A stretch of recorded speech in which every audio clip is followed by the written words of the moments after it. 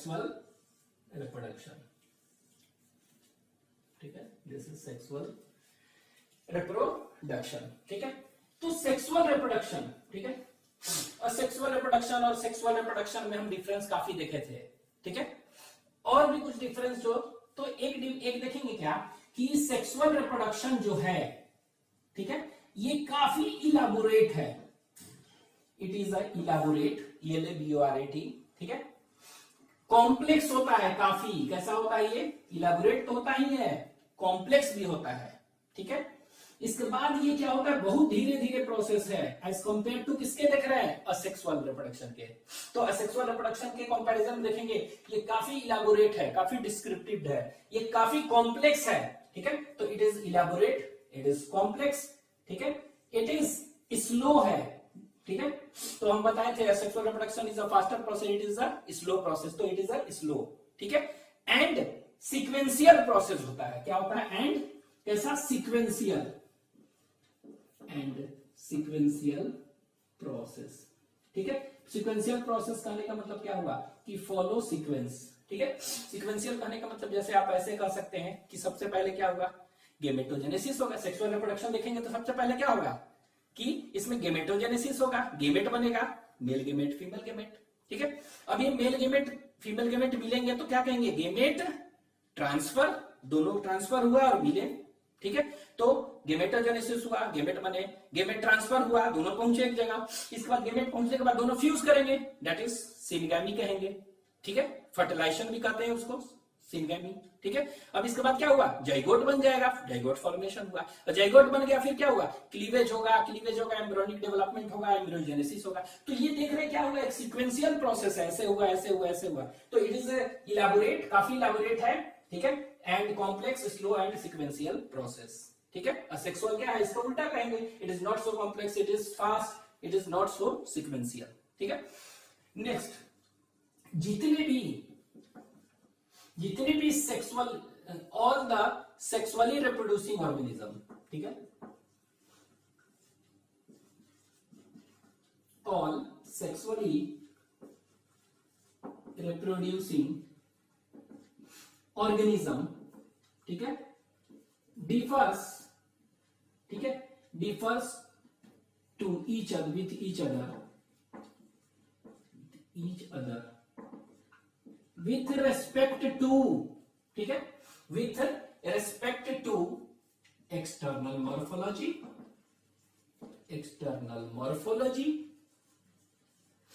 ठीक है, internal structures and physiology, ठीक है, and physiology, ठीक है। यहां देखिए क्या है, ये कह रहा है कि जितने भी सेक्सुअल रिप्रोडक्शन कहां पर होगा, डाइवर्स ऑर्गेनिज्म सभी में होगा ना। तो sexual reproduction takes place in, अभी तो देखें, फंजाई में भी होगा, एल्गी में भी होगा, इससे पहले हायर प्लांट्स में होगा, इसके बाद एनिमल्स में होगा। तो लगभग सभी जगह हो रहा है सेक्सुअल रिप्रोडक्शन, ठीक है, सभी में। लेकिन देखते हैं सारे जितने भी सेक्सुअली रिप्रोड्यूसिंग ऑर्गेनिज्म हैं, ठीक है, सब एक दूसरे से क्या है, सब अगर बाहर से देखेंगे फंजाई दूसरे तरह का होता है, प्लांट अलग होता है, एनिमल अलग होता है। तो all sexually reproducing differs with each other with respect to, WRT means with respect to, ठीक है, क्या, तो एक्सटर्नल मॉर्फोलॉजी सब डिफरेंट है सबका, एल्गी अलग है, फंजाई अलग है, प्लांट अलग है, एनिमल अलग है, इंटरनल स्ट्रक्चर सब क्या होगा, सब अलग है, ठीक है।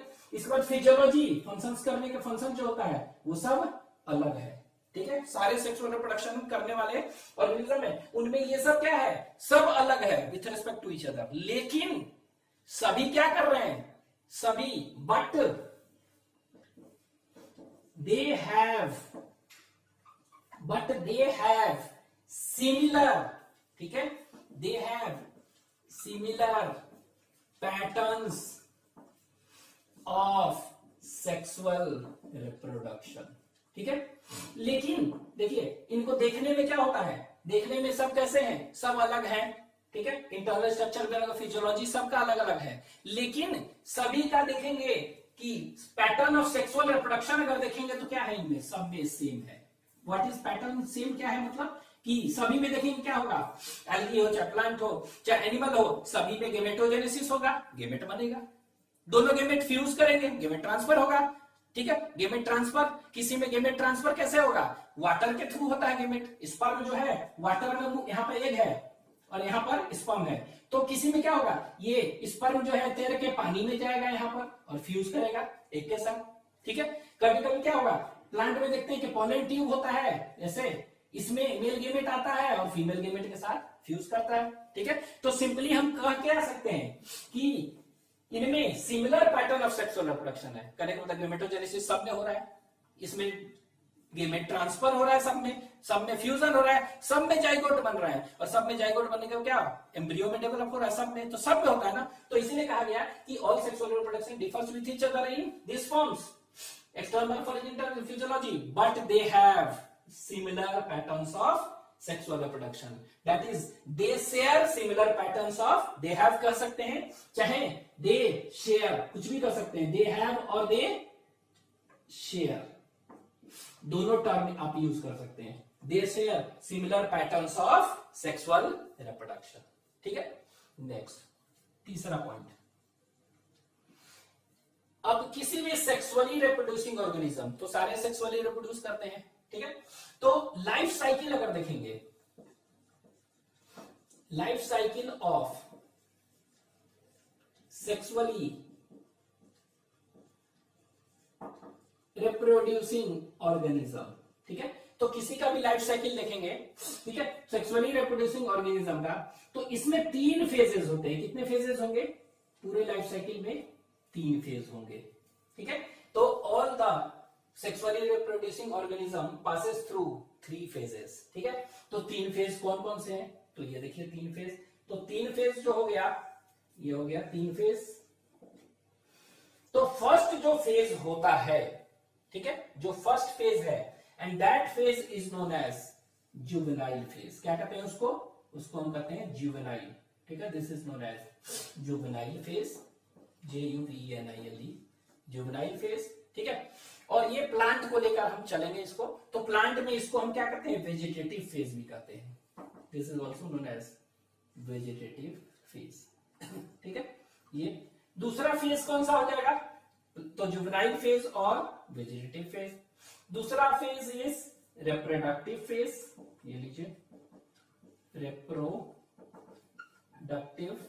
फेज, ये है दूसरा फेज हो गया, ठीक है।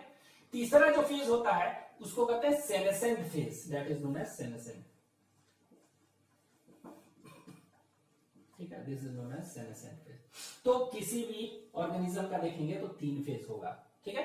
तो व्हाट इज दिस डिफरेंस, क्या है ये तीनों फेज में, तो यहां पर देखेंगे क्या, ठीक है, कि जुवेनाइल फेज, और जैसे कि एक प्लांट लेके चलते हैं, ठीक है। तो रिप्रोडक्टिव फेज प्लांट का कब कहेंगे, रिप्रोडक्टिव फेज कब कहेंगे, जब वो फ्लावर करने लगेगा, फूल जब आ जाएगा उसमें, तो कहेंगे कि it has attained maturity, reproductive phase, ठीक है। तो रिप्रोडक्टिव फेज इज व्हाट, तो रिप्रोडक्टिव फेज इस कह सकते हैं period of flowering, period of flowering, plant के रेस्पेक्ट में हम देखेंगे, तो period of flowering is known as reproductive phase. Animals में अगर देख लेते हैं, एनिमल्स में कब होगा रिप्रोडक्टिव, अटेन मैच्योरिटी कब किए हैं, फीमेल में देखते हैं मेंस्ट्रुअल साइकिल बिगिन हो जाएगा, तो that is attainment of maturity, ठीक है। मेल में कहते हैं ना कि मुस्टेच आ गया, कुछ हो गया, तो वो कहते हैं कि मैच्योर अटेन कर लिया। तो कहने का मतलब reproductive phase, this is known as reproductive phase. तो what is reproductive phase, reproductive it is the period of flowering, ठीक है। लेकिन जुवेनाइल फेज क्या है, कि सीड से लेकर फ्लावर होने से पहले वाला पीरियड, ठीक है। तो हम कह सकते हैं इसको पीरियड ऑफ व्हाट, ग्रोथ है ना, पीरियड ऑफ ग्रोथ, ठीक है। Period of growth till attaining maturity, ठीक है। तो जब तक ये मैच्योरिटी, तो पीरियड ऑफ ग्रोथ है, एक लाइन में कह सकते हैं it refers to the period of growth till attaining maturity, ठीक है। मतलब पीरियड ऑफ फ्लावरिंग हो गया, मतलब फ्लावर आ गया, मतलब मैच्योरिटी हो गया, ठीक है। पीरियड ऑफ फ्लावरिंग से पहले क्या कहेंगे इसको हम, that is known as juvenile और वेजिटेटिव फेज, ठीक है। तो period of growth till attaining maturity, ठीक है। चाहे हम ऐसे भी कह सकते हैं दैट इज बिफोर